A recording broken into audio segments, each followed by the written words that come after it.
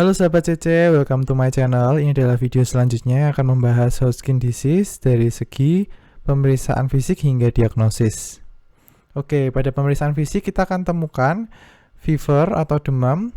Demamnya 38 derajat ke atas dan demamnya ada kasnya ya, bentuknya yaitu up and down, jadi naik turun.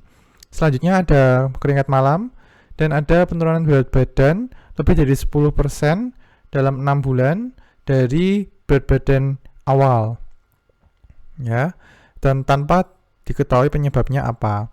Kemudian ada gatal-gatal dan ada pain after alcohol. Jadi ketika penderita tersebut diminta untuk mengkonsumsi alkohol, maka akan terasa nyeri pada daerah lesi, dan ini adalah gejala yang khas. Kemudian ada limfadenopati, yaitu benjolannya itu tidak nyeri ya, atau pembesaran limfonodinya itu tidak nyeri dan kenyal, konsistensinya itu kenyal atau rubbery.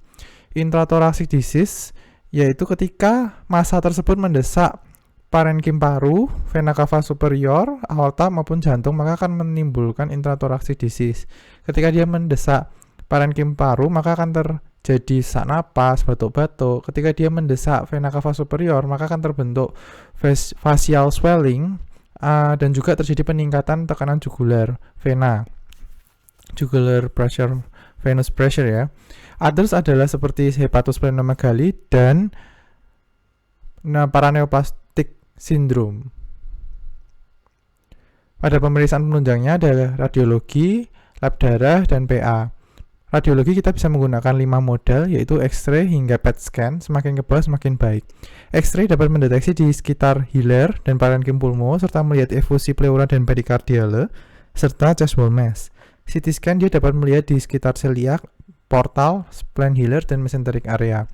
Bipedal lymphoangiogram bisa melihat di para aorta, para cava, dan pelvis. Sedangkan SPECT atau single photon emitted computed tomography dan positron emission tomography scan, dua ini dapat menunjang diagnosis dan digunakan untuk evaluasi atau monitoring. Sayangnya 3 model terakhir ini tidak semua vaskes punya, sehingga kita dapat menyesuaikan dengan yang ada.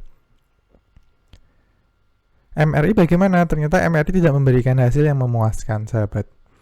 Nah, untuk anatomi patologinya, pengambilan sampel tidak boleh dilakukan dengan fine needle aspirasi, tapi hanya boleh dilakukan dengan biopsi eksisi, dan terutama di bagian core atau inti dari lesi.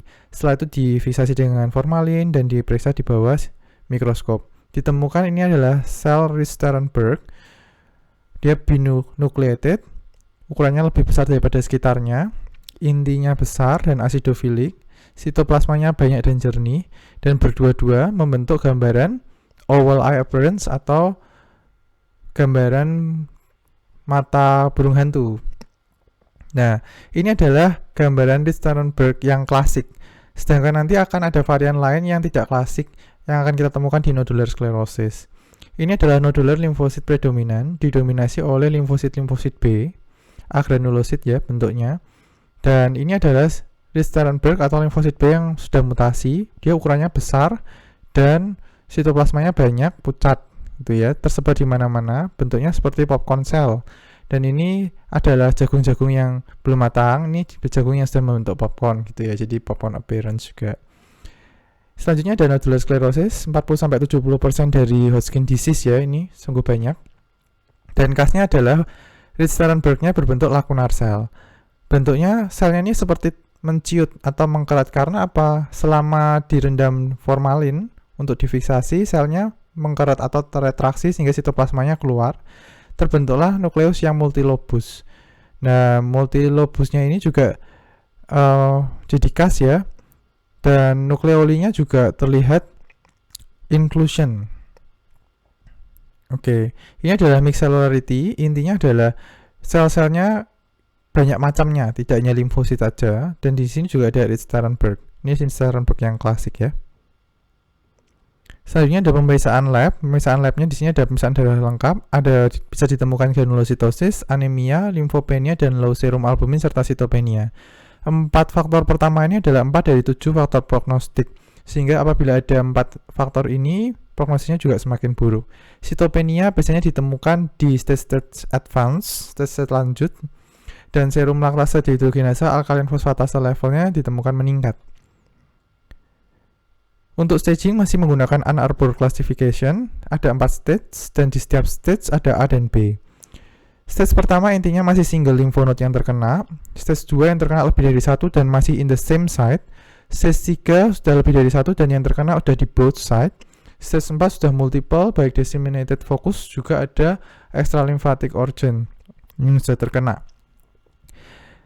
Setiap stage dibagi menjadi 2, ada A dan B. A absence, B adanya presence dari gejala seperti demam, keringat malam maupun berat badan yang turun lebih dari 10% dan tidak dapat dijelaskan. Dan itu terjadi 6 bulan. Dalam 6 bulan ya. Kesimpulannya adalah pemeriksaan fisiknya demamnya naik turun, keringatnya pada malam hari, muncul keringat, berat badannya turun lebih dari 10%, pain alkohol, jadi pain after alcohol ingestion, setelah penderita mengkonsumsi alkohol, maka akan terasa nyeri. Dan pada pemeriksaan penunjangnya yang menjadi gold standard adalah PA ya. Stagingnya masih menggunakan Ann Arbor dari stage 1 sampai 4. Dan di setiap stage saya bagi menjadi 2, A dan B. That's all. Thank you for watching. If any question, you can comment di bawah. Silahkan subscribe, pasang tombol lonceng, dan like. Terima kasih. Bye-bye.